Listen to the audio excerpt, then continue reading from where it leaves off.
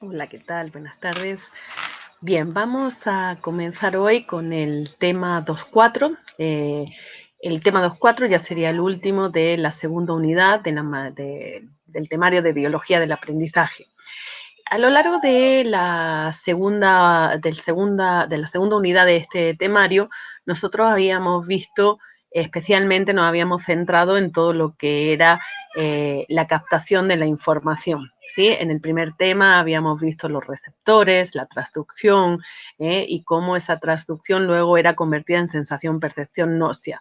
En el segundo tema nos metimos con un modelo neurodinámico que concretamente seleccionamos el de Luria y ahí lo explicamos generalmente cómo este modelo neurodinámico se dividía en tres, Luria proponía un modelo que lo dividía en tres unidades funcionales, una encargada del tono y la vigilia, que era la primera unidad funcional, la segunda unidad funcional que estaba encargada de recibir la información, procesarla, comprenderla y almacenarla, y una tercera unidad funcional que era la encargada de planificar, programar, organizar y ejecutar el movimiento.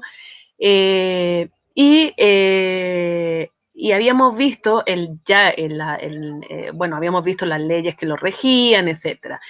Para entrar en vez estos dos temas un poquito más en detalle en el tema 2.3. En el tema 2.3 nos centramos en la segunda unidad funcional, pero habíamos visto tanto la visión, la audición como la somestesia desde el estímulo que la provocaba, el órgano receptor, la célula receptora, el receptor sensorial propiamente dicho, la transducción, las vías que llevaban la información al sistema nervioso central y cómo este se procesaba en los lóbulos que Luria había propuesto en la segunda unidad funcional, en el lóbulo temporal, occipital y parietal. Habíamos visto también algunas patologías que ocurrían por lesiones en la área secundaria o terciaria de estos tres lóbulos. Y para terminar el tema nos vamos a centrar en lo que sería ya las salidas, ¿sí? En el movimiento concretamente, porque si bien salidas tenemos motoras y del lenguaje, nosotros nos vamos a centrar en este tema 2.4, en lo que serían las salidas motoras. Vamos a ver que en realidad, si uno piensa, siguiendo el modelo neuropsicológico de Luria, y pensaba en la tercera unidad funcional, estaríamos hablando de movimientos voluntarios, pero en este tema vamos a ver un poquito más allá, vamos a ver que hay diferentes tipos de movimientos y dónde se organizan cada uno de ellos, ¿sí? Bueno, como en todos los temas, me voy a ayudar de un Power para ir avanzando en este tema. Bien. Entonces, en este caso hemos dicho que nos vamos a centrar en ver, habíamos visto cómo la información llegaba al sistema nervioso central y cómo era procesada, pero nosotros siempre actuamos sobre el medio, ¿sí? Actuamos ya sea realizando una conducta, haciendo un comentario o dejando de hacer una conducta o dejando de decir algo. Entonces, hoy vamos a centrarnos en esas conductas motrices. Para empezar, lo primero que tenemos que tener en cuenta es que no hay solo movimientos voluntarios. Si uno se centra en la tercera unidad funcional de Luria, pareciera que solo hay movimientos que son planificados, organizados y programados, pero no es así. Nosotros podemos hablar de tres tipos de movimientos básicamente. Los movimientos reflejos, que son aquellos con los que venimos de manera innata. Los movimientos reflejos tienen que ver con una serie de programas motrices que ya vienen en el código genético de la especie y que van a estar hechos para salvaguardar la integridad del individuo. Por otra parte, tenemos los movimientos voluntarios, son aquellos que tomamos la decisión de realizar ese movimiento, la decisión de ejecutar una acción determinada para la cual ha sido planificada, ha sido programada, organizada para posteriormente ejecutarse. Pero en medio tenemos unos movimientos que se llaman movimientos semirreflejos o semivoluntarios, como ustedes quieran llamarlo. ¿Qué caracteriza a estos movimientos semirreflejos o semivoluntarios? Estos movimientos semirreflejos o semivoluntarios, donde principalmente se va a encontrar la postura, se caracterizan porque en un primer momento fueron voluntarios, fueron es decir, requirieron de nuestra planificación, de nuestra atención, de nuestra voluntad a la hora de realizarlos, pero luego se han hecho tan fundamentales, digo, fundamentalmente está la postura porque es donde nos vamos a centrar, pero por ejemplo tenemos el caminar, el correr, el saltar y la postura misma, digo, en un momento eran voluntarios, teníamos que poner nuestra atención, aunque nos parezca mentira, cuando somos muy pequeñitos, nosotros tenemos que poner toda nuestra atención en mantenernos en una postura determinada. Cuando nacemos no nos podemos quedar sentados, no nos podemos quedar de pie, tenemos que aprender y en ese aprendizaje, fíjense, si no se acuerdan, probablemente ustedes no se acordarán de cuando ustedes lo hacían, pero si no, fíjense en un chico, en un bebé que al principio a veces hasta le cuesta mantener el cuello, ¿sí? El cuello duro y la cabeza erguida. Por supuesto no se va a poder sentar. Luego, más o menos a los 4, 5, 6 meses empieza a poder mantenerse un poco sentado, pero se cae muchas veces. Luego, más o menos a los 11 meses, 12 meses, empieza a poder a intentar caminar, pero al principio tiene que poner toda su atención en eso. Pero esos movimientos se hacen tan continuos, tan constantes, que se va a terminar siendo necesario su automatización, porque si no tendríamos que estar constantemente pendientes de no caernos, de caminar, de correr, de hacer esos movimientos y no podríamos atender al medio que nos rodea. Por lo tanto, estos movimientos son los movimientos semirreflejos, es decir, aquellos que iniciaron siendo voluntarios, pero que por el uso, la necesidad, porque lo utilizamos constantemente, se van a automatizar. Bueno, antes de entrar a describir cada uno de ellos, donde las estructuras más implicadas en cada uno de estos movimientos a nivel del sistema nervioso central, las características que tienen hay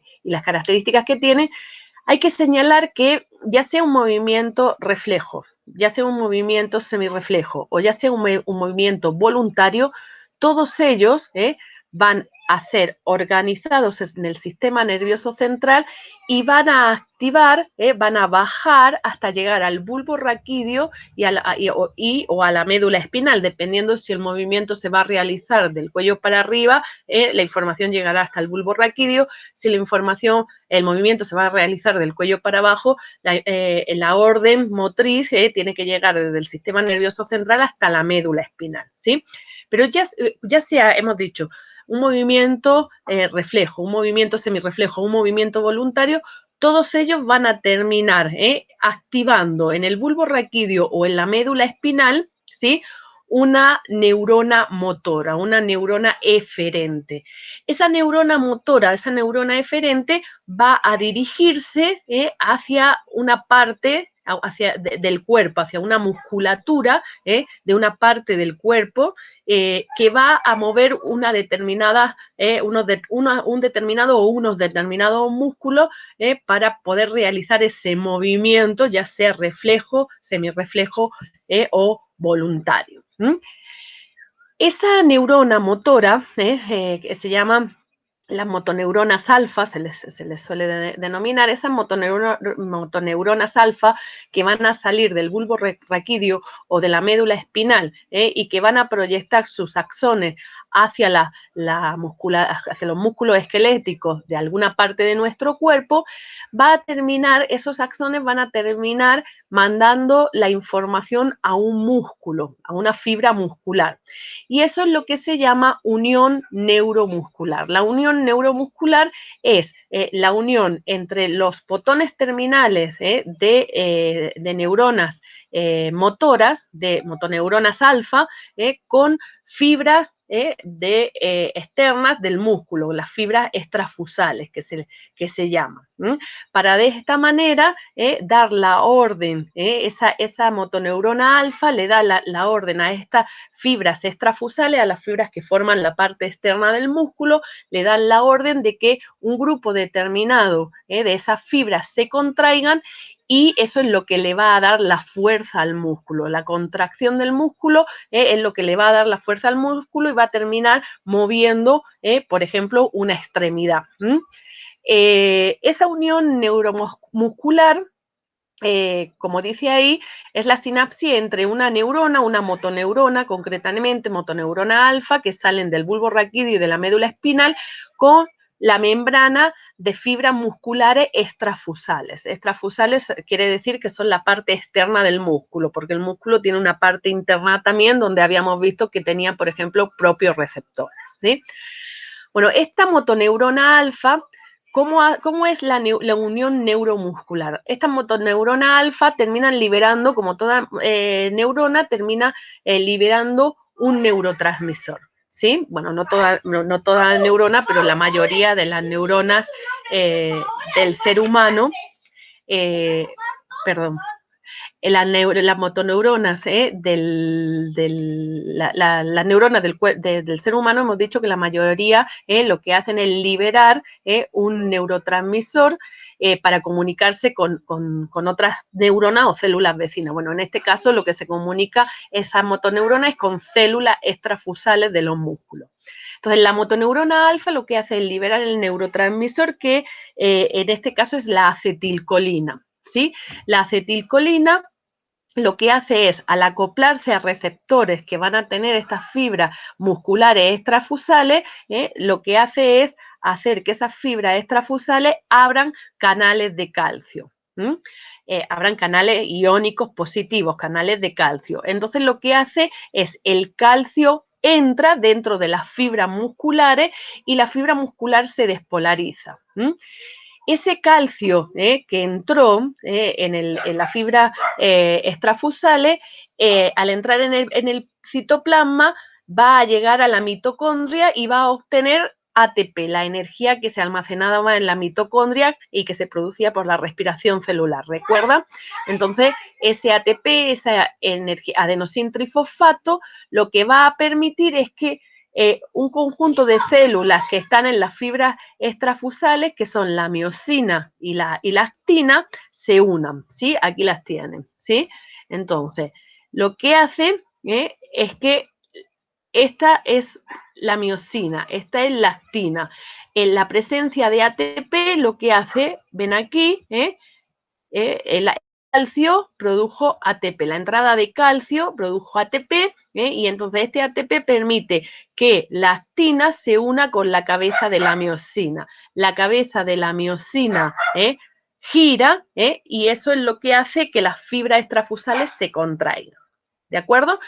Entonces, insisto, cualquier tipo de movimiento, sea reflejo, semirreflejo o voluntario, va a terminar activando en el bulbo raquídeo o en la médula espinal motoneuronas alfa. Estas motoneuronas alfa, sus axones van a llegar a determinadas partes del cuerpo donde hay fibras musculares. ¿Sí? Y van a hacer sinapsis con esas fibras musculares extrafusales, con la parte externa del músculo. ¿Cómo? La motoneurona alfa van a liberar acetilcolina. La acetilcolina se va a acoplar a receptores que hay en la membrana de estas células extrafusales del músculo. Entonces, la acetilcolina se acopla ahí y le da la orden a esas fibras extrafusales de abrir canales de calcio. El calcio entra dentro de las fibras extrafusales y lo que es estas fibras se despolarizan, pero el calcio que entró lo que hace es dirigirse a la mitocondria y activar el ATP que hay ahí reservado. La presencia del calcio que hace que se active ese ATP, lo que va a permitir es que las fibras, estas fibras extrafusales que están formadas por células o por macromoléculas de actina y de miosina, bueno, que la actina se una a la miosina y la cabeza de la miosina gire y al girar eso es lo que hace que se contraiga el músculo, ¿sí? Por supuesto, cuanto más, o sea, una sola motoneurona alfa puede hacer sinapsis con varias fibras extrafusales. cuanto más fibras extrafusales se contraigan en un mismo músculo, más fuerza puede hacer ese músculo, más se va a contraer ese músculo y entonces, por lo tanto, va a hacer más fuerza. Y cuanto más motoneuronas alfa actúen sobre un mismo músculo, más fibras extrafusales se van a poder contraer. Lo que quiero decir con esto es que dependiendo de la fuerza que tengamos que hacer, por lo menos, por ejemplo, no es lo mismo levantar esta virome que levantar el celular. Mi músculo ha tenido que hacer más fuerza para levantar el celular que para levantar la virome. Bueno, la fuerza que hace la extremidad va a depender de la cantidad de fibras extrafusales de los músculos, en este caso el bíceps, del músculo que se contraigan en el bíceps, ¿sí?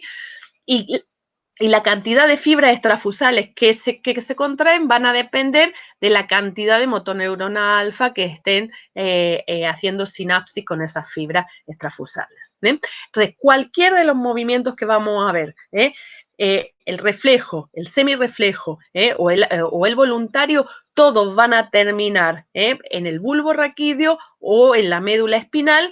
Insisto, en el bulbo raquídeo si los movimientos van a ser de la cabeza para arriba, en la médula espinal si los movimientos van a ser de la cabeza para abajo, y van a terminar activando motoneuronas alfa que van a mover grupos musculares. Bueno, ahora sí, visto esto que en general sirve para todos los movimientos que vamos a ver, vamos a empezar a analizar cada uno de esos movimientos, reflejos, semirreflejos y voluntarios. Acuérdense entonces siempre que cualquiera de los movimientos va a terminar en el bulbo o en la médula espinal y va a activar estas motoneuronas que van a terminar moviendo músculo y por lo tanto moviendo una parte de mi cuerpo. Vamos a empezar con los movimientos reflejos. Los movimientos reflejos, como hemos dicho, son aquellos que vienen programados genéticamente, es decir, son similares para todos los miembros de la especie y están pensados o están hechos, sirven para salvaguardar la integridad del individuo. Es decir, van a tener mucho que ver con, si vamos a Jacob, con el nivel arquineural de Jacob. ¿Esto qué quiere decir? Que para realizar un movimiento reflejo no es necesaria la intervención de la neocorteza, no es necesario ser consciente. Si bien es cierto que algunas veces después de realizar un movimiento reflejo tomamos conciencia de que lo hemos hecho, en realidad el movimiento está hecho antes de la toma de conciencia. ¿De acuerdo? Con esto lo que quiero decir es que en los movimientos reflejos, ¿qué estructuras van a estar implicadas? Van a estar implicadas la médula espinal y el bulbo raquídeo. Es decir, son movimientos que no requieren de estructuras superiores en la neocorteza, no requieren de emociones, no requieren de un procesamiento cognitivo de la información para luego dar una respuesta. Dentro de los movimientos reflejos tenemos los reflejos monosinápticos y los reflejos polisinápticos. La mayoría de los reflejos que conocemos, como el que ven ahí de tocar algo caliente y retirar la mano, son reflejos polisinápticos. Pero también existen reflejos monosinápticos. ¿De dónde viene el término monosináptico o polisináptico? Se refiere a la cantidad de conexiones que hay. Por ejemplo, en un reflejo monosináptico solo va a haber implicadas dos neuronas. Una neurona sensorial que trae la información sensorial hacia el sistema nervioso central, que conecta, que hace sinapsis automáticamente con una neurona motora, una motoneurona alfa que va a llevar información a una parte del cuerpo para que esa parte del cuerpo se contraiga. En este caso, el reflejo monosináptico más conocido que hay es el que les acabo de contar hace un momentito, que es el de acomodación automática. Si yo, por ejemplo, tengo esta lapicera en mi mano y de pronto me colocan algo más en la mano, yo sin darme cuenta, no es la misma fuerza que tengo que hacer cuando tengo solo la lapicera que cuando tengo la lapicera y y el celular, o cuando agarro un libro y lo coloco encima, ¿sí? Conforme haya más objetos, los objetos van a hacer más fuerza y por lo tanto mis músculos van a tener que hacer más contracción, más fuerza para ir contra la gravedad, ¿sí? Bueno, eso no lo hacemos conscientemente, eso nuestro cuerpo lo hace automáticamente en un movimiento reflejo. ¿Y cómo ocurre? Cuando yo tengo mi mano así, mi mano ya, para tenerla levantada, se requiere de cierta contracción de los músculos del bíceps en este caso, ¿sí? ¿Por qué? Porque mi mano está yendo en contra de la gravedad. Entonces, ¿qué me dice la cantidad de fuerza que tengo que hacer? ¿Se acuerdan de las fibras de los receptores propioceptivos que estaban dentro de los músculos? Bueno, esos receptores propioceptivos que estaban dentro de los músculos están en lo que se llama el uso muscular, que son las fibras intrafusales. Bueno, esos receptores propioceptores que están dentro del músculo captan qué cantidad de fuerza tengo que hacer para levantar la mano. Y entonces se lo mandan vía una neurona sensorial, llega, ay, gracias, llega a la médula espinal. Esa médula, ahí directamente lo que harían sería una sinapsis con una o varias motoneuronas alfa, dependiendo de la cantidad de fuerza que tenga que hacer, con una motoneurona alfa. Esa motoneurona alfa o esas motoneuronas alfa se activarían, saldrían de la médula espinal e irían al músculo del bíceps, liberando ahí, como hemos dicho, acetilcolina, que actuaría sobre las fibras externas del músculo, sobre las fibras extrafusales, haciendo que se abrieran canales de calcio, el calcio entraría y activaría el ATP que hay en la mitocondria. La presencia de ese ATP hace que las fibras de actina y de miosina que hay en el músculo se unan y se contraigan y así puedo levantar la mano. Pero cuando dejo la virome, aunque sea muy poco lo que pesa, la virome ya ejerce un poquito más de peso. Y aunque yo no me doy cuenta, al dejar la virome, el músculo, el brazo como que venció, la gravedad lo venció un poco. Esto es tan rápido que no nos damos cuenta. Eso que en ese momento se deja vencer un poquito, porque al dejar más peso baja un poquito el brazo, automáticamente es captado de nuevo por los receptores propioceptivos del interior del músculo, que rápidamente mandan información a la médula espinal, que rápidamente le dicen que lo que están mandando es la necesidad de activar más motoneuronas alfa. Entonces, la conexión entre esos receptores, entre esas neuronas sensoriales que traen información propioceptiva, es directamente con las motoneuronas alfa y se aumenta la cantidad de motoneuronas alfa. Cuando yo dejo el celular, ven, bajó un poquito, esa bajada es lo que hace que los propios receptores vuelvan a captar que es necesario hacer más fuerza y rápidamente mandan información sensorial a la médula espinal. Esa neurona sensorial hace sinapsis rapidísima con una neurona motora y esa neurona motora se activa llevando información al músculo para que se contraiga más fibras extrafusales.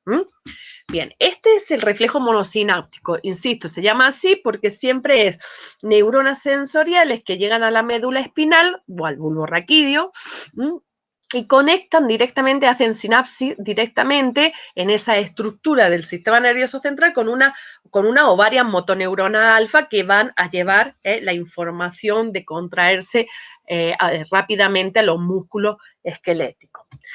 La mayoría de los reflejos, sin embargo, son polisinápticos. ¿Qué significa?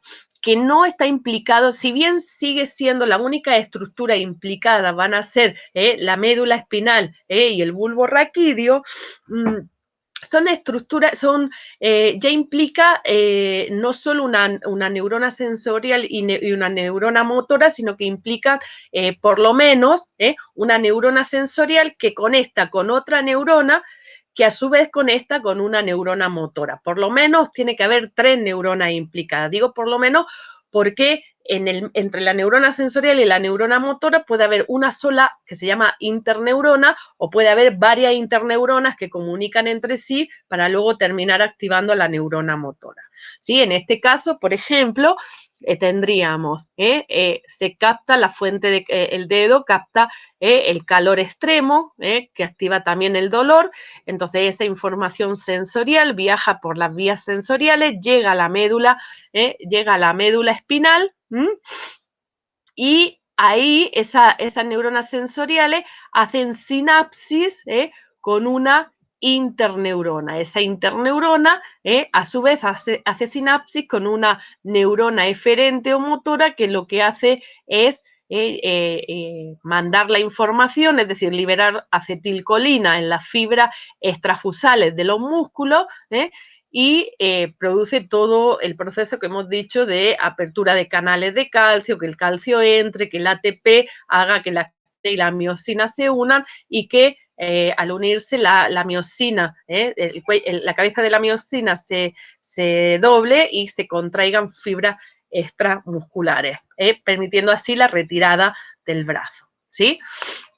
Bien, como ya hemos ido viendo a lo largo de la cursada, todo lo que serían actos reflejos y que, como hemos visto, tiene que ver con los niveles arquineurales, tronco cerebral, bulbo raquídeo y médula espinal, están vinculados a la supervivencia. Hay algunos de ellos con los que nacemos, por ejemplo, el reflejo tónico del cuello, en el sentido de que si tú tocas a un bebé en la carita enseguida, tiene el reflejo de girarse hacia ahí, el reflejo de prensión, el reflejo de la marcha y el del gateo.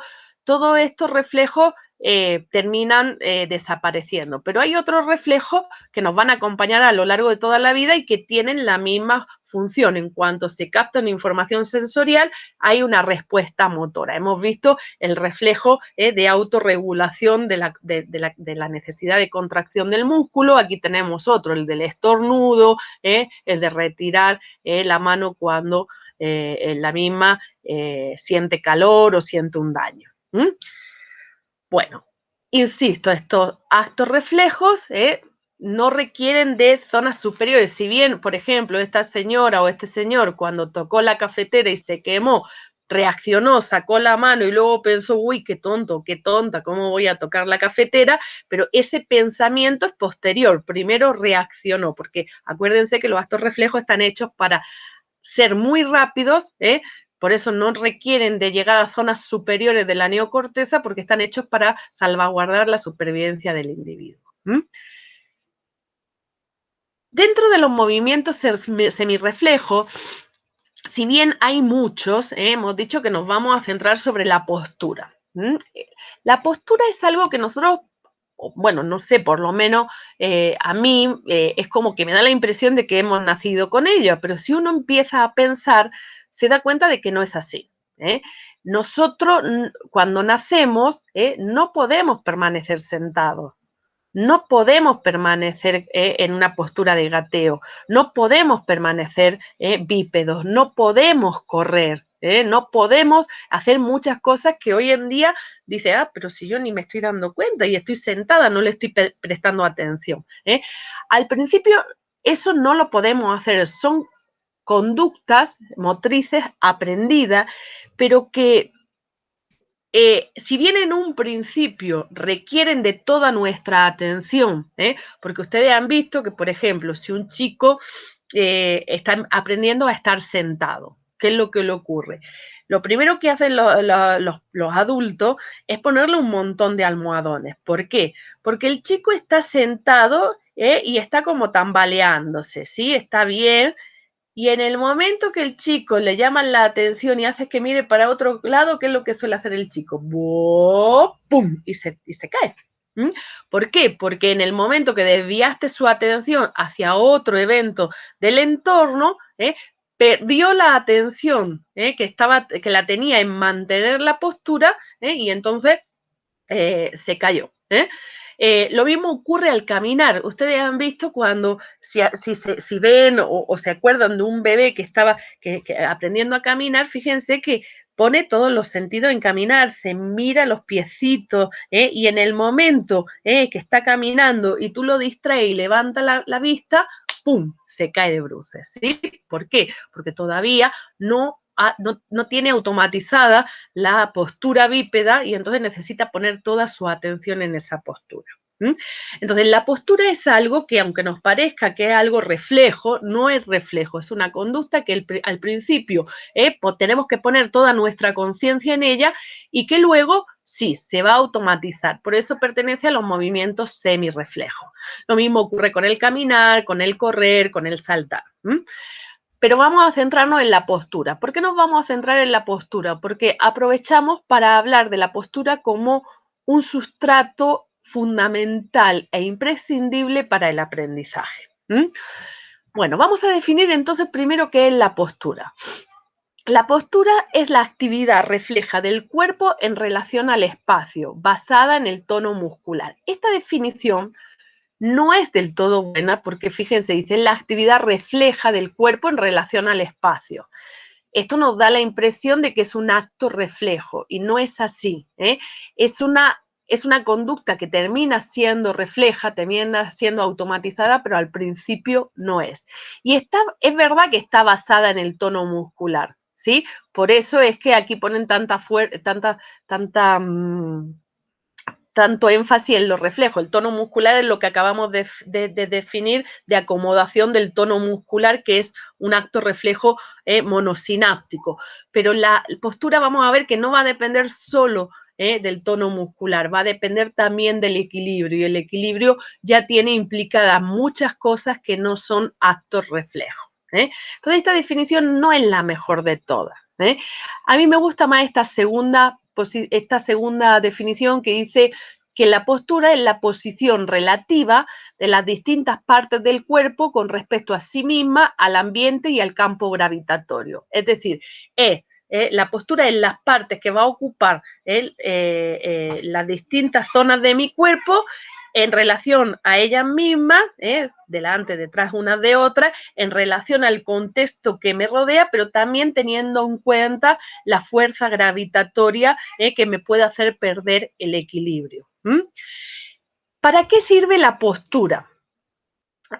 La finalidad de la postura, como tienen ahí, es orientar las distintas partes del cuerpo sin perder el equilibrio, tanto en su relación entre sí como en relación al mundo externo y mientras el cuerpo esté estático o en movimiento. La postura viene un poquito en base a la definición anterior. Lo que tiene la función que tiene es mantener a nuestro cuerpo en equilibrio para poder tener una postura, una situación que nos permita manejar nuestras partes y en relación a ellas mismas y en relación a los que nos rodean. Poniéndome, por ejemplo, ahora a mí, la postura es una postura de estar sentada. Esta postura de estar sentada lo que me permite a mí organizar las partes de mi cuerpo donde tienen que estar las piernas, cómo tiene que estar la espalda, cómo tienen que estar los hombros, los brazos, el cuello, la cabeza, y también cómo tienen que estar esas partes, no solo en relación a ellas, sino en relación a la mesa, a la silla, y todo esto teniendo en cuenta que la fuerza de gravedad va a intentar tirar de mí para que me caiga. Entonces, todo esto tiene que estar organizado espacialmente, tanto en el esquema corporal como en el contexto, y además evitando que me caiga, evitando que la gravedad pueda conmigo. Esta postura la podemos mantener tanto en reposo, es decir, como estoy yo ahora, es una postura estática, pero también tenemos que tener una determinada postura cuando realizamos movimientos, cuando caminamos, cuando corremos, cuando saltamos. ¿De acuerdo? Bien. Hemos dicho que entonces la postura no va a depender únicamente del tono muscular. La postura no va a depender únicamente del reflejo que me va a permitir a mí realizar la fuerza necesaria con los músculos para por ejemplo, mantener la espalda erguida o, por ejemplo, mantener los brazos arriba o, por ejemplo, mantener los hombros para atrás. No solo va a intervenir esos actos reflejos, sino que también interviene el equilibrio, interviene esa capacidad de no dejarme vencer por la fuerza de la gravedad. ¿Qué es el equilibrio? Ahí tienen la definición. El equilibrio vendría a ser la interacción entre varias fuerzas, especialmente la fuerza de la gravedad y la fuerza motriz de los músculos esqueléticos. Es decir, esa tono muscular que yo tengo que tener para mantener la postura no solo depende de la fuerza que tenga que hacer para manipular un objeto del contexto, sino también va a depender de la fuerza de la gravedad. Va a tener que ir en contra de la fuerza de la gravedad. La definición de equilibrio más completa dice es el estado en el que todas las fuerzas que actúan sobre el cuerpo están equilibradas de tal manera que el cuerpo mantiene la posición deseada. Eso es lo que se llama equilibrio estático, o es capaz de avanzar según el movimiento deseado sin perder el equilibrio. Ese es el equilibrio dinámico. Por lo tanto, decimos que la postura va a depender en realidad tanto del tono muscular como del equilibrio. Y a eso es lo que se llama sistema postural, porque son como dos funciones distintas, pero que tienen que trabajar armónicamente. Ese sistema postural en realidad va a requerir de la activación de varias estructuras, de muchas estructuras. No depende únicamente de un acto reflejo como sería el tono muscular. Va a depender de, como dice ahí, el funcionamiento armónico de muchas partes del sistema nervioso. Entonces, a lo que llamamos sistema postural es a todo el conjunto de estas estructuras que intervienen en que la persona tenga una determinada posición, ya sea estática o ya sea en movimiento, que le permita mantener una organización determinada de su cuerpo en el espacio y sin vencerse por la gravedad.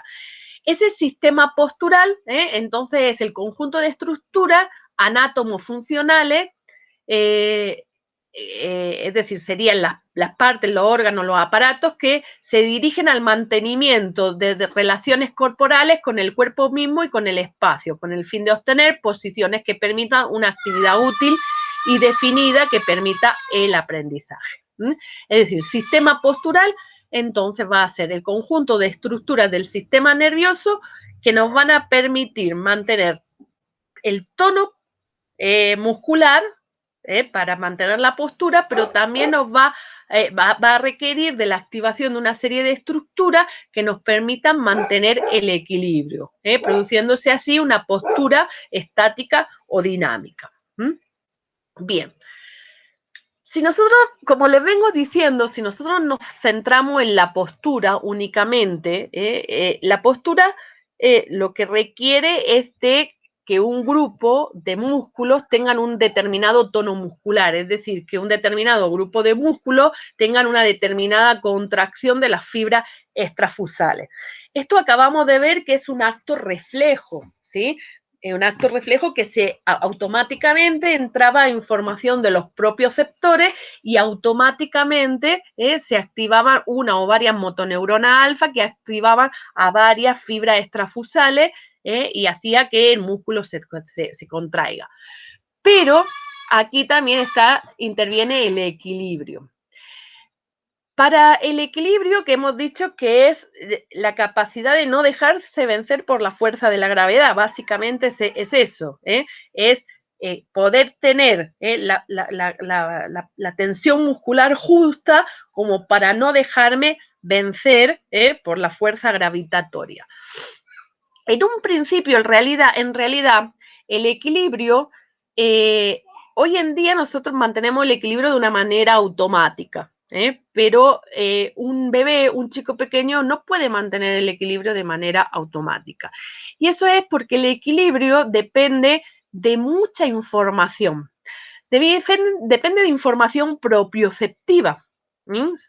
de información que, como hemos dicho, nos viene de los músculos, de los tendones, de las articulaciones, que nos están diciendo qué parte de nuestro cuerpo se está moviendo, con qué intensidad lo están haciendo, y si están en reposo o están activas. También depende de esteroceptores cutáneos, como son los plantares. Si nosotros estamos hablando de un equilibrio bípedo, por ejemplo, si mi planta del pie está recibiendo presión, todo está bien, pero en el momento que los talones dejan de recibir presión, dejan de recibir una deformación, porque no están tocando el suelo, es porque me estoy yendo para adelante. O si mis talones, o si mi punta deja de tocar el suelo, es porque me estoy yendo para atrás. Entonces, esa información esteroceptiva también tiene que ser procesada. También tiene que ver con información que viene del sistema vestibular. El sistema vestibular, ¿se acuerdan que yo les dije? Es aquel que se produce en el oído interno, pero no en la cóclea, sino en el sáculo, en el utrículo y en los canales semicirculares, ¿sí?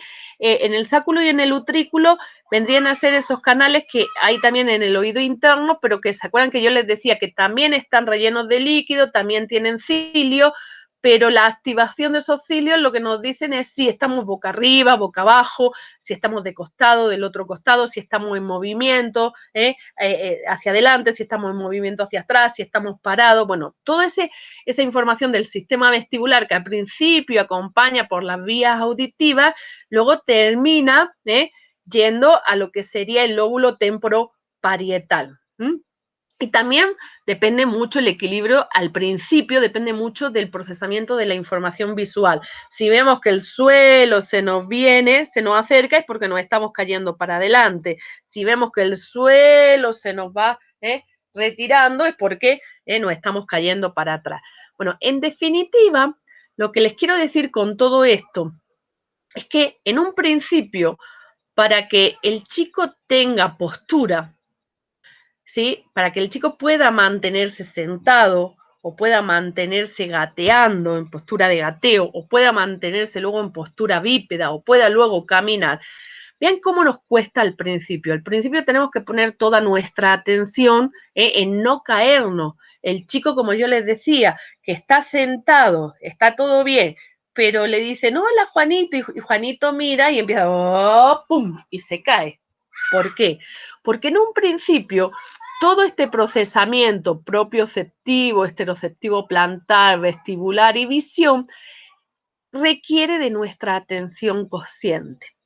Requiere de que constantemente estemos recibiendo esa información y estemos procesándola, ¿sí? Entonces, el chico que está sentado, si de pronto empieza a sentir a nivel propioceptivo, a nivel vestibular y a nivel de la visión que el mundo se le está yendo para un lado, automáticamente tiene que prestar atención para poder compensar eso con contracción de la otra parte del cuerpo para vencerle a la gravedad que se lo está llevando para este lado.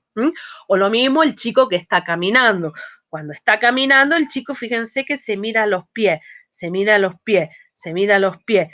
De pronto lo llaman, mira para arriba y se pierde. ¿Por qué?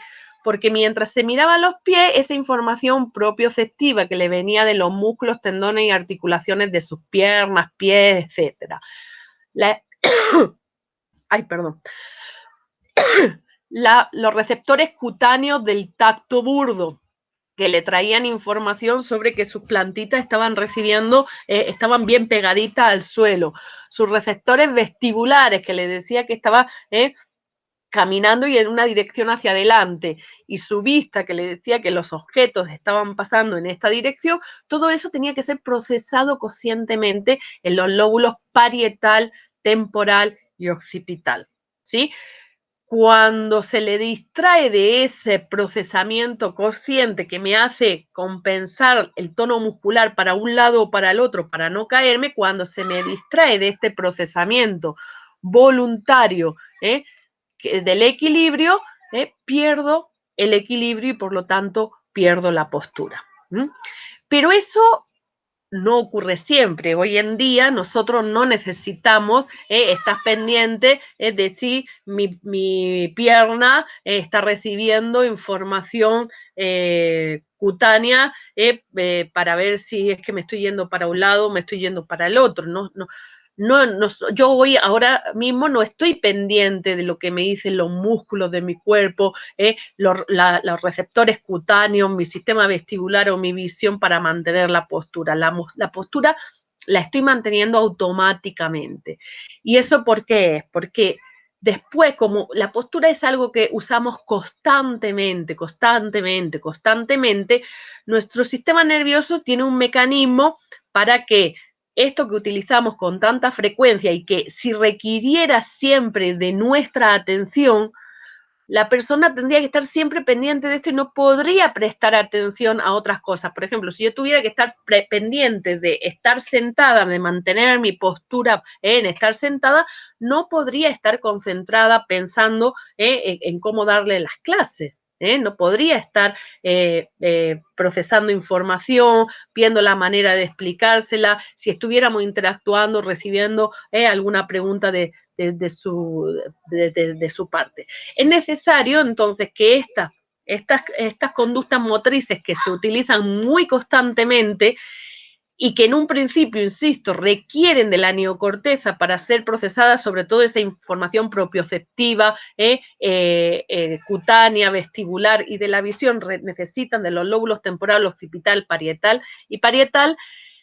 Es necesario que rápidamente se automatice. Y al automatizarse, ¿qué estructura? Es decir, cuando ya nos vamos haciendo más grandes, un chico de 6 meses no puede mantenerse sentado y tiene que estar atento, pendiente para no caerse, pero un chico de 1 año ya tiene bastante automatizada la postura del sentado. Capaz que no la bípeda, entonces tiene que prestar atención a la bípeda, pero pronto, al año y medio, 2 años, no tendrá que prestarle atención al caminar. Menos, al año y medio, mucho antes. Al año y medio ya tenemos automatizado. Pero todo esto depende de la interacción, del aprendizaje. Porque en este aprendizaje, toda esa información que al principio era procesada por la neocorteza empieza a ser como derivada su procesamiento a otras zonas del encéfalo, que si bien también pueden implicar algunas zonas de la neocorteza, pero son zonas que trabajan automáticamente coordinadas por el cerebelo. Entonces, en la infancia, en los primeros años de vida, cuando estamos adquiriendo determinadas posturas, el sistema postural va a venir determinado por la postura y el equilibrio y va a depender del tono muscular, que hemos dicho que dependía de la médula espinal y del bulbo raquídeo, y también va a depender de los lóbulos temporal, occipital, parietal. Pero cuando esa postura se va automatizando, ¿qué zonas de la neocorteza van a ser las que se van a hacer cargo de acomodar esa postura para no dejarnos vencer por la gravedad? Va a seguir trabajando el tronco cerebral, médula espinal, bulbo, protuberancia, mesencéfalo. Los ganglios basales van a ser muy importantes. Acuérdense que el globo pálido tenía que ver mucho con esto del mantenimiento de la postura, mientras que el caudado y el putamen tenían que ver con el inicio y el cese de los movimientos. Pero también algunas zonas de la neocorteza, pero que no implican un procesamiento consciente de la información, sino que trabajan de manera semiautomática. Estas zonas son el lóbulo parietal derecho, que tiene que ver mucho con el esquema corporal, ¿se acuerdan que lo vimos en el tema anterior? Tiene que ver con la creación, las áreas terciarias de este lóbulo parietal derecho va a tener mucho que ver con la creación del esquema y la imagen corporal. También el lóbulo parietal izquierdo, aunque aquí no lo diga, porque ahí es donde va a estar una secuencia de movimientos que de tanto usarlo es como que tenemos una memoria motriz de ellos y entonces no tenemos que volver a planificarlos día a día, que es el praxicón. El praxicón lo vamos a saber en el tema 3.2, pero les voy adelantando, está sobre todo en el lóbulo parietal izquierdo y es como una memoria memoria motriz, es una memoria que no hace falta que cuando los movimientos que vamos a realizar son movimientos muy cotidianos que realizamos constantemente, no hace falta que estemos planificando, organizando y ejecutando siempre, sino que semiautomáticamente estos movimientos que hemos ido aprendiendo en un principio y requiriendo de nuestra atención en un principio, luego se automatizan y se registran en forma de huella amnésica en un lugar que se le suele llamar praxicom y que está en el lóbulo parietal izquierdo. Y también hay una zona del lóbulo frontal que también tiene que ver, si bien vamos a ver que el lóbulo frontal sobre todo tiene que ver con la planificación, organización y ejecución de los movimientos voluntarios, el área motora suplementaria, que es una área que está muy cerca del área premotora, es decir, del área secundaria de la tercera unidad funcional, también tiene como una serie de registros que me permite, trayendo información del praxicón y del lóbulo parietal, activar una serie de secuencias motrices de manera semiautomática. Pero todo esto es coordinado y es como que la estrella principal de todo esto es el cerebelo. Si bien hemos visto que las estructuras van tronco cerebral, ganglios basales, lóbulo parietal izquierdo y derecho y área premotora, o también llamada área motora suplementaria, todo esto no podría actuar semiautomáticamente o de forma semirrefleja, es decir, sin necesidad de poner la conciencia en ello, si no estuviera coordinado por el cerebelo. El cerebelo aquí es como la estructura fundamental para esta automatización de los movimientos semirreflejos. Bueno, teniendo en cuenta esto, ¿por qué elegí? Le dije que había varias posturas, varias acciones que eran semirreflejas. ¿Y por qué hablábamos de la postura? Porque nosotros en el tema anterior habíamos dicho que el esquema corporal y la imagen corporal era fundamental para el aprendizaje, ¿verdad? Yo necesariamente, sí o sí, necesito saber antes que soy diferente a lo que me rodea para poder aprender de lo que me rodea. Si no, no puedo, no me puedo fijar en lo que viene de fuera si antes no soy conocedora que soy un ente, una persona con entidad propia. Pero habíamos dicho que este esquema corporal y esta imagen corporal se creaba por la interacción del individuo con el medio. Entonces, para cualquier tipo de aprendizaje, la base del aprendizaje para poder aprender, tenemos que interactuar con el medio. Y para interactuar con el medio tenemos que movernos. Y para poder movernos tenemos que tener postura. Por eso se considera que la adquisición del sistema postural es fundamental para conseguir un buen aprendizaje. No es que sea imprescindible, pero es fundamental. ¿Por qué? Porque como hemos dicho, si yo no consigo que mi sistema postural funcione de manera automatizada, coordinada por el cerebelo, es decir, que yo no tenga que poner atención, que no tenga que poner mi lóbulo parietal, temporal, occipital, procesando información conscientemente para mantener el equilibrio, sino que el sistema postural, coordinado por el cerebelo, haga que el tronco cerebral, los ganglios basales, los lóbulos parietales y el área premotora, entre todo ello, me controlen la postura de manera automática y yo no necesite poner atención, poco voy a poder aprender. ¿Sí? Estaría más pendiente de no caerme, de que no me vaya para un lado, de que no me vaya para el otro, de no perder el equilibrio, que de poder atender al entorno. Y si no atiendo al entorno, no puedo aprender. De hecho, por eso tienen esta diapositiva aquí que dice que la postura es fundamental para el aprendizaje. ¿Por qué? Postura y equilibrio son las bases de las actividades motrices, sobre las cuales se apoya el proceso de aprendizaje. Sí o sí, yo tengo que manipular, actuar sobre el medio, dejar que el medio me afecte, pero también haciendo que el medio se modifique para aprender más. Entonces, si yo no tengo postura y equilibrio, no puedo actuar sobre el medio, no me puedo mover, no puedo interactuar con el medio y eso perjudica mi aprendizaje.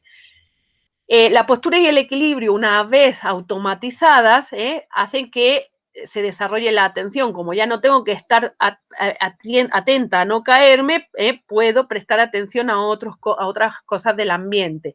Abre esteroceptores, quiere decir que como ya no tengo que estar pendiente a ver si el suelo se viene encima, si no se viene encima, si me estoy moviendo o no me estoy moviendo, mi visión, mi audición, al aumentar la atención también aumenta la capacidad de mirar cosas, de oír cosas, de tactar cosas. Y por supuesto, como puedo moverme fácilmente, puedo moverme hábilmente, puedo interactuar con el medio y puedo manipularlo y aprender más. Si la postura no se automatiza, debe intervenir la neocorteza. Entonces, esto le resta la posibilidad de indagar el medio, porque ya al tener que estar pendiente de mi postura y de mi equilibrio, pierdo atención, no puedo prestar atención a otras cosas, no puedo captar por la vista, por el oído, por el olfato, no puedo moverme con libertad, no puedo manipular a ver qué pasa en el medio. Bueno, a ver, voy a pasar un momentito aquí. ¿Por qué? Porque nosotros habíamos visto que en los movimientos reflejos, directamente la información entrada va por la médula espinal, el bulbo raquídeo, y salía por una neurona motora por la médula espinal o el bulbo raquídeo. Pero aquí, como está implicada varias zonas coordinadas por el cerebelo, es decir, el tronco cerebral, los ganglios basales y la zona del lóbulo parietal y el área secundaria del lóbulo frontal, donde se gestionan, desde dónde salen las vías semiautomáticas, ¿sí? Nosotros aquí en casi la última diapositiva van a tener las vías motoras, vías eferentes, vías que se van a organizar en alguna zona del sistema nervioso central y que van a terminar llegando al bulbo raquídeo o a la médula espinal para mover determinadas, para que las motoneuronas alfa se dirijan a mover determinados grupos musculares. Bueno, de todas estas vías, las que vamos a considerar que son semiautomáticas son la vía el tracto rubroespinal, que comienza en el mesencéfalo, en el núcleo rojo, y hace sinapsis con el bulbo raquídeo y con la médula espinal, y va a estar muy implicado en todo lo que es el mantenimiento, eso, de la postura, de la tensión muscular necesaria para el tronco, las piernas, los brazos. También son vías, pero vean que terminan en el bulbo raquídeo, la médula espinal, ¿sí? Una vez automatizada el mantener la postura, esta información que viene de los ganglios basales, esta información que viene de el área secundaria del lóbulo frontal, que viene del lóbulo parietal, que viene va a llegar al tronco cerebral, al núcleo rojo. ¿Se acuerdan del tegmentum, que estaba el núcleo rojo, el núcleo negro y los núcleos grises? Bueno, del núcleo rojo va a salir unos axones, una vez se coordina ahí la postura de manera automatizada, y esa información va a llegar al bulbo raquídeo y a la médula espinal, para que del bulbo raquídeo y la médula espinal salgan motoneuronas alfa, que van a llegar a determinados grupos musculares y que van a liberar, eso ya sin darnos cuenta, porque eso se ha automatizado, van a liberar acetilcolina, haciendo que, insisto, las fibras extrafusales de los músculos abran canales de calcio, el calcio entre. Al entrar el calcio hace que se active el ATP que hay reservado en la mitocondria, y ese ATP hace que la actina y la miosina se juntan, se doblan y así se contraen, y así puedo mantener la tensión muscular necesaria para tener una postura y no dejarme caer al suelo. También son vías semi-refleja o semi-voluntaria el tracto vestíbulo espinal.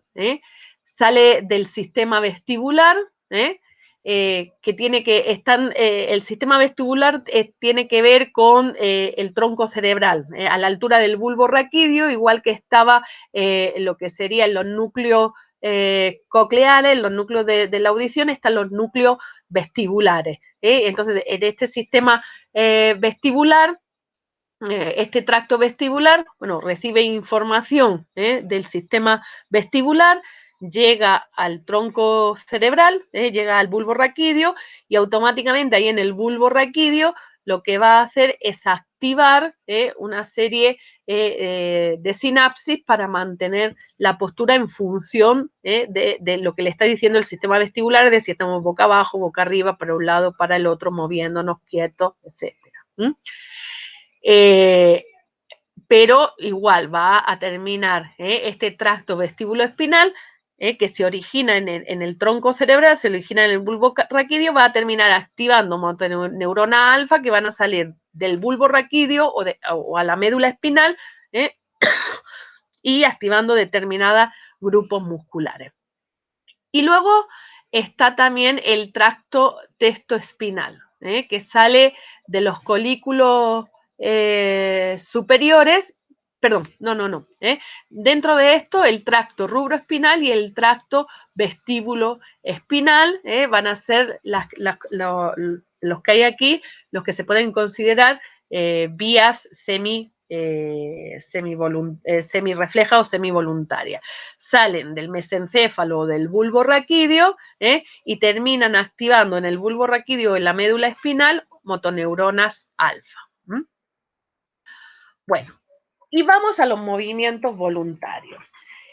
Cabe aclarar que no hay movimientos reflejos puros, ni movimientos semirreflejos puros, ni movimientos voluntarios puros.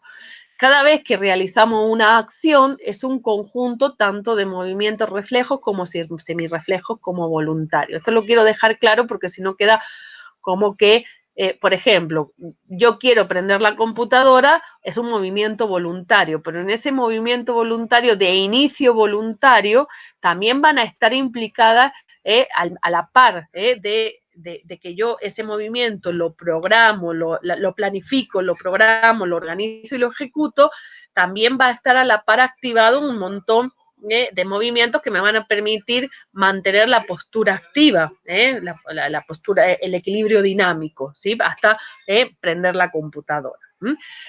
Bien, pero si nos centramos en los movimientos voluntarios, que son aquellos que podríamos definir como aquellos que yo planifico, decido si los voy a hacer o no, y es en los que lo primero que hago es un análisis de si me interesa o no me interesa hacer ese movimiento. Ahí sí o sí vamos a tener que hablar del lóbulo frontal, de la tercera unidad funcional propuesta por Luria. ¿Se acuerdan que Luria decía que esta tercera unidad funcional la dividía, al igual que ocurría en la segunda unidad funcional, la dividía en 3 áreas: área primaria, área secundaria y área terciaria, ¿sí? En este caso, las áreas primarias, ¿qué es lo que hacen? Van a ejecutar la acción. Las áreas secundarias lo que van a hacer es programar y organizar la acción, y las áreas terciarias lo que hacen es planifican la acción y la verifican. Dicho así parece medio caótico, pero vean, si uno lo piensa de otra manera, ya verán cómo les resulta más coherente.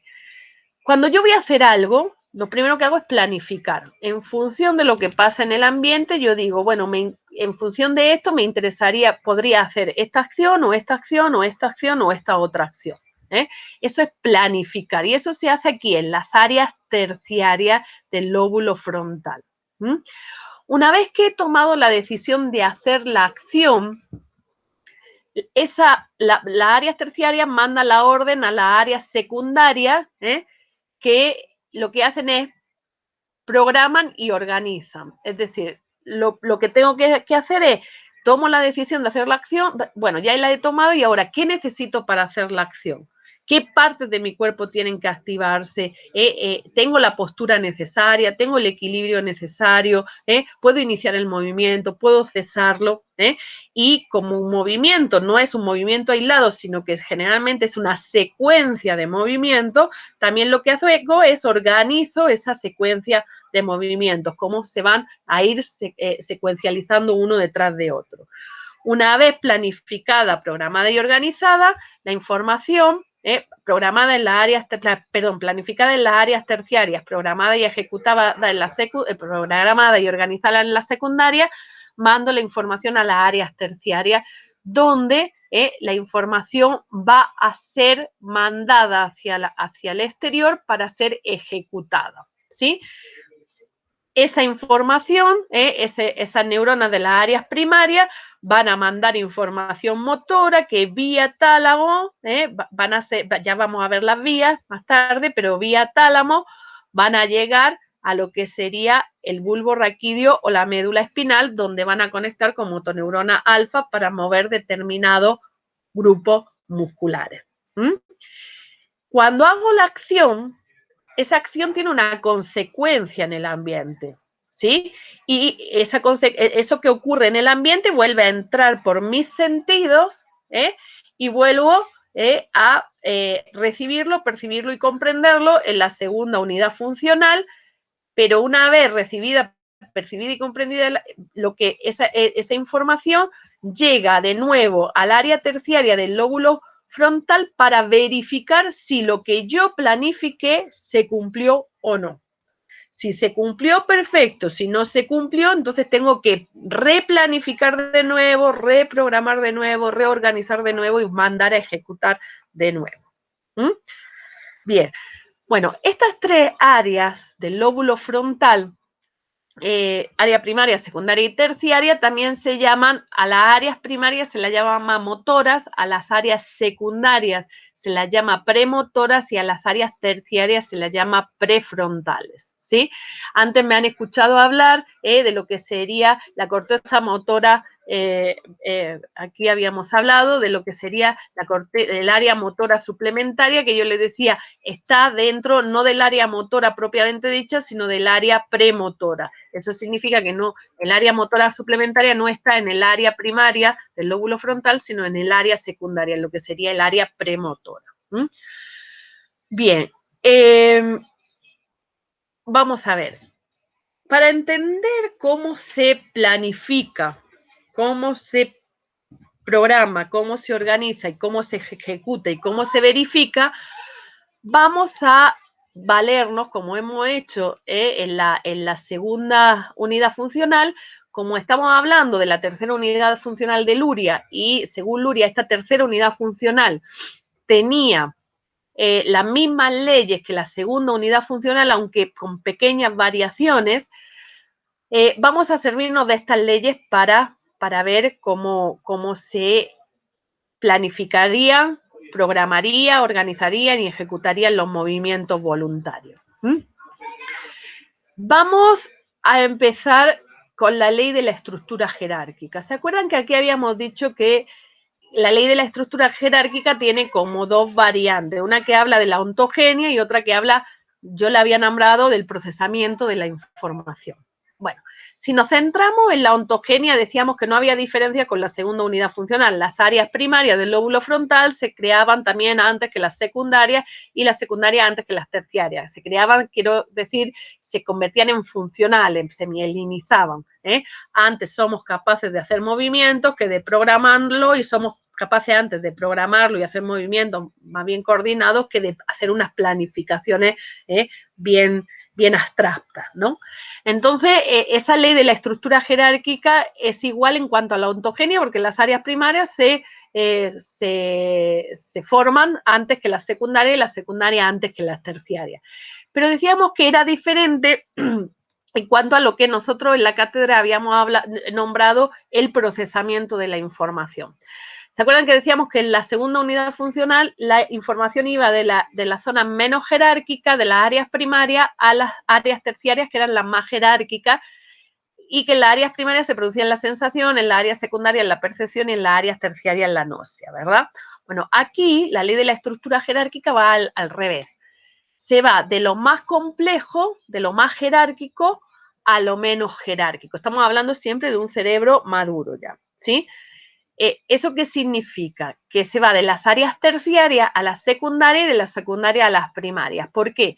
Porque en un cerebro maduro lo que nos suele siempre decir, y nuestros padres siempre nos dicen, es piensa antes de actuar, ¿verdad? Entonces, primero se planifica en las áreas primarias, después se organiza, una vez planificado y tomada la decisión de hacer una acción, se organiza, se programa y se organiza y después se manda a las áreas primarias para ejecutarse. ¿Y por qué en las áreas terciarias se puede planificar y no en las secundarias? Porque en las secundarias se puede programar y organizar y no en las primarias. Eso tiene que ver con la ley de la especificidad modal decreciente.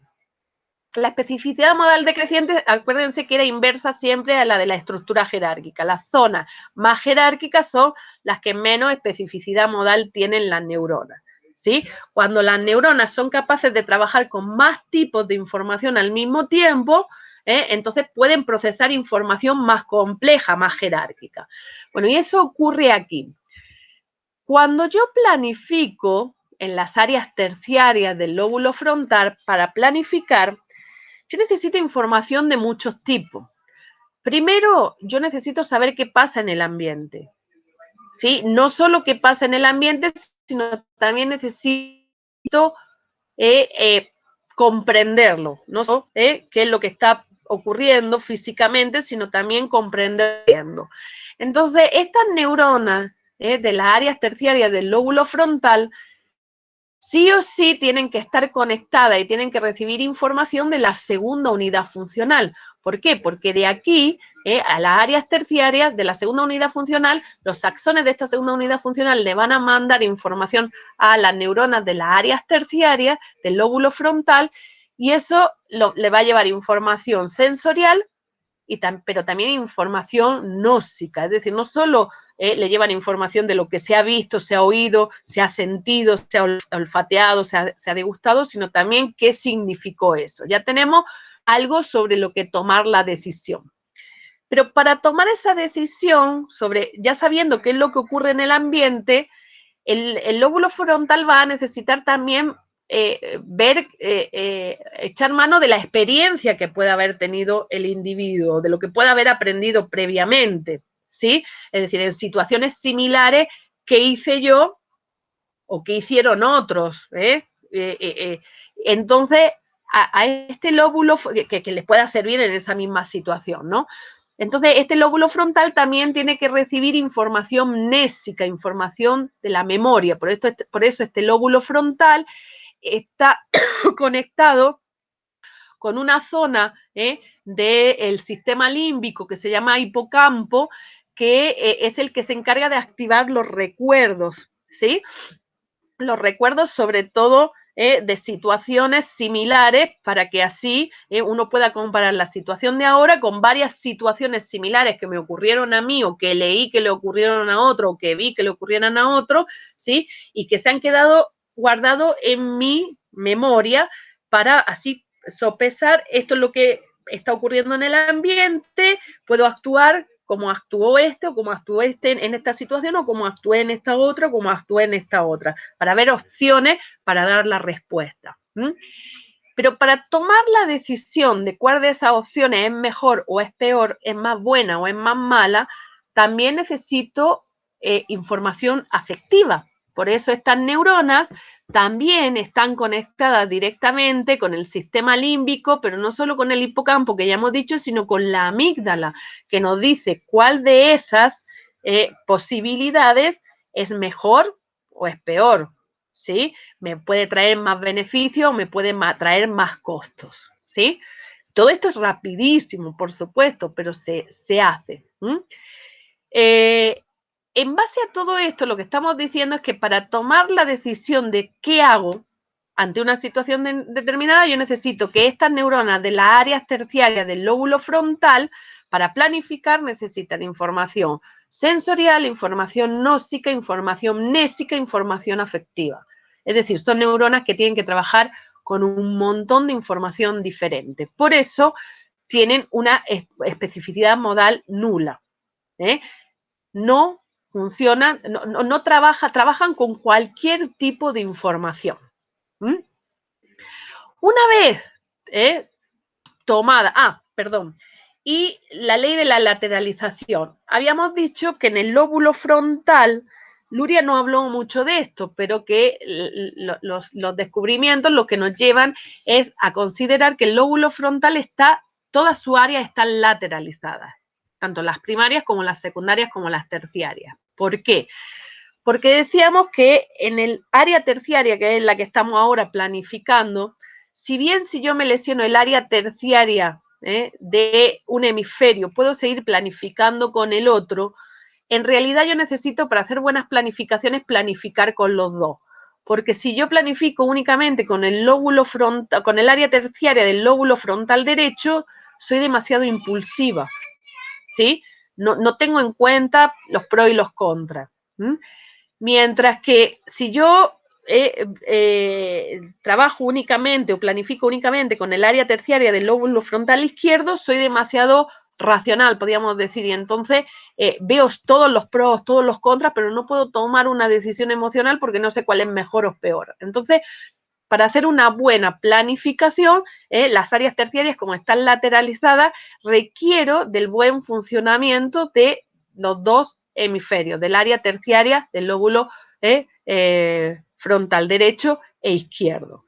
Bueno, una vez planificada la acción, tengo que programar. Para programar es, una vez que yo he tomado la determinación, por ejemplo, de prender la computadora, ¿sí?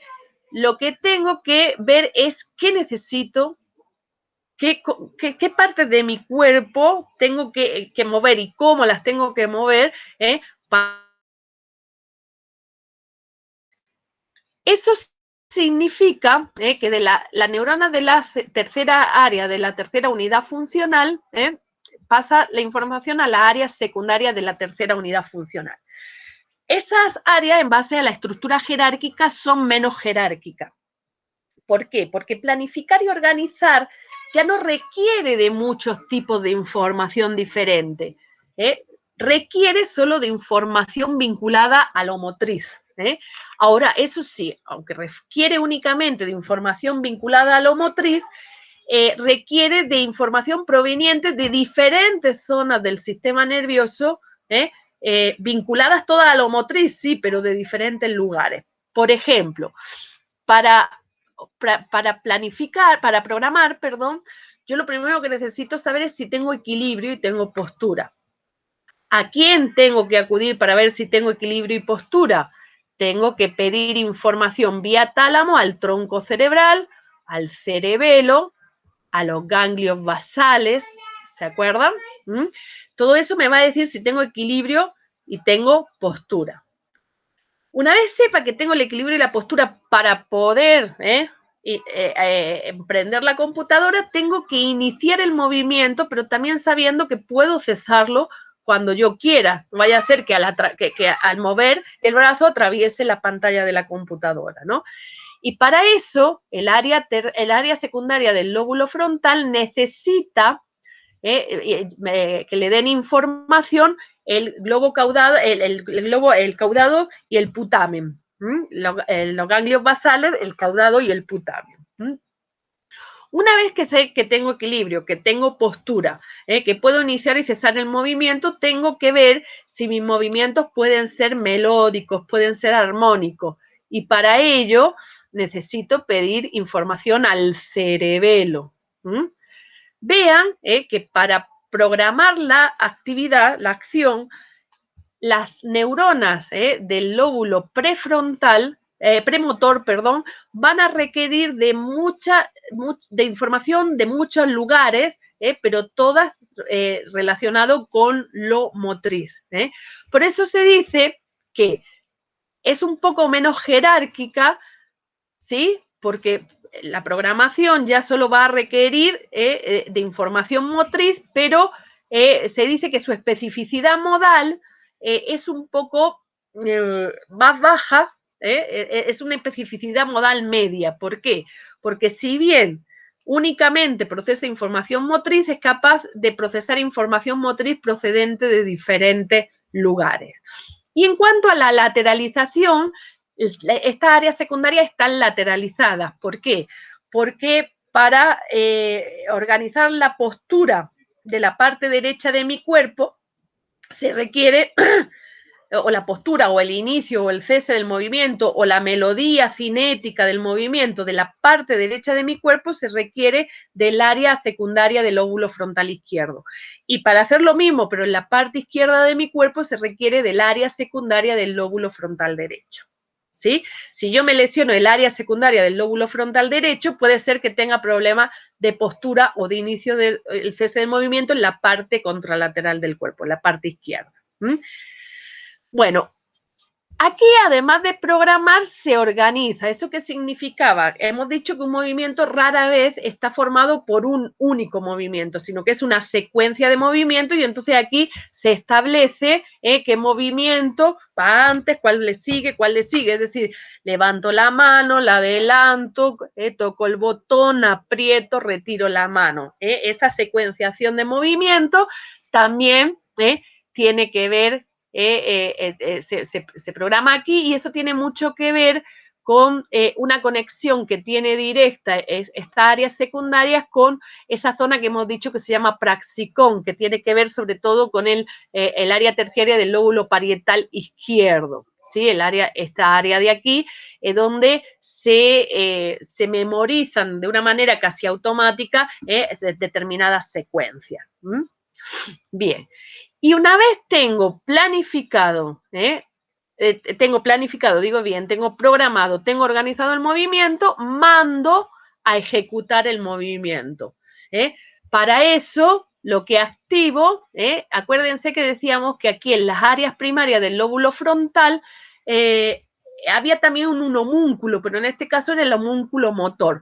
¿Eso qué significaba? Que si mi movimiento implica mover solo el brazo derecho, entonces se activará un grupo de neuronas que se encuentran en esta zona de aquí más o menos, que van a terminar activando motoneuronas alfa que van a mover el brazo de la parte derecha de mi cuerpo, el brazo y la mano de la parte derecha de mi cuerpo. Es decir, vean que estas áreas ¿sí? Ya tienen una estructura jerárquica mínima. ¿Por qué? Porque solo se encargan de activarse para activar determinadas zonas concretas de mi cuerpo, ¿sí?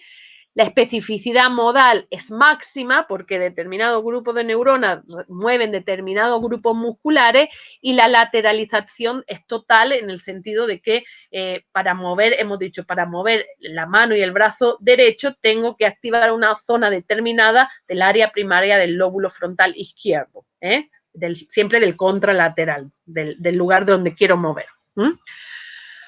Bueno, teniendo en cuenta esto, cuando yo planifico la acción, la organizo y la ejecuto, esa información motriz tiene que viajar desde las neuronas del área primaria del lóbulo frontal hasta el bulbo raquídeo y la médula espinal. Para eso van a seguir unas vías motoras que vamos a considerar voluntarias. Estas vías motoras voluntarias son la córtico-espinal y la córtico-vulvar. La córtico-espinal tiene como dos ramas, una que se cruza y otra que no se cruza. Pero la córtica espinal, ¿qué es lo que hace? Las neuronas de la corteza motora primaria, sus axones van viajando, esto es lo que es la sustancia blanca, van viajando hasta llegar al diatálamo y luego llegan al mesencéfalo y del mesencéfalo llegan al bulbo raquídeo y si el movimiento implica del cuello para abajo, el bulbo raquídeo va a terminar yendo a la médula espinal. Pero en el bulbo raquídeo, ¿qué es lo que ocurre? Algunas de estas fibras se cruzan y otras no se cruzan. Las fibras que se cruzan, aquí no tiene que ver con que mueva el lado contralateral siempre, si yo voy a mover el pie derecho, se creó, la orden se gestó en el área primaria del lóbulo frontal izquierdo. Si yo voy a mover el pie izquierdo, la orden se gesta en el área primaria del lóbulo frontal derecho, ¿sí? Aquí que se crucen o no se crucen, lo que tiene que ver es si van a ir a zonas más distales o a zonas más cercanas. Si las fibras se cruzan al lado contralateral, si las fibras se cruzan, que se diría la vía lateral, esas fibras lo que van a hacer son los movimientos voluntarios de las extremidades, los dedos de las manos, los dedos de los pies. Si la que no se cruza, lo que va a controlar es los brazos y el tronco. Bueno, las vías los movimientos voluntarios, claro está, de los brazos y el tronco, porque habíamos dicho que todo lo que era movimientos semiautomáticos de postura era el tracto rubroespinal que lo controlaba. Cuando los movimientos voluntarios tienen que ver con la cara, sobre todo, la vía que van a seguir es la córtico-vulvar, es decir, las neuronas encargadas de mover la cara, de hacer movimientos faciales o movimientos del cuello, van a empezar en las áreas primarias del lóbulo frontal. Sus axones van a viajar hasta el mesencéfalo y en el mesencéfalo van a llegar al bulbo raquídeo. Como estamos hablando de la cara, las neuronas motoras van a salir del bulbo raquídeo, activando sobre todo 3 nervios craneales que son nervios motores: el nervio trigémino, el nervio facial, el nervio vago y el nervio hipogloso, que tienen que ver con el movimiento de la musculatura de la cara y de las cuerdas vocales y del cuello.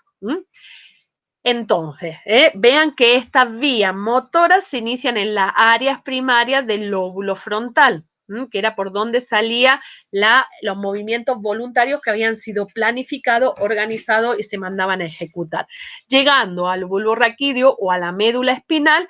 Y lo mismo, ahí terminan, ese nervio trigémino, facial, vago y hipogloso son motoneuronas alfa que terminan llegando a grupos musculares donde esas motoneuronas alfa liberan acetilcolina, la acetilcolina actúa en las fibras extrafusales, haciendo que abran canales de calcio. El calcio entra, al entrar el calcio, el adenosín trifosfato permite, se activa el adenosín trifosfato que estaba en la mitocondria como reserva y permite que la actina y la miosina se unan y se contraigan, permitiendo así hacer, por ejemplo, estos gestos.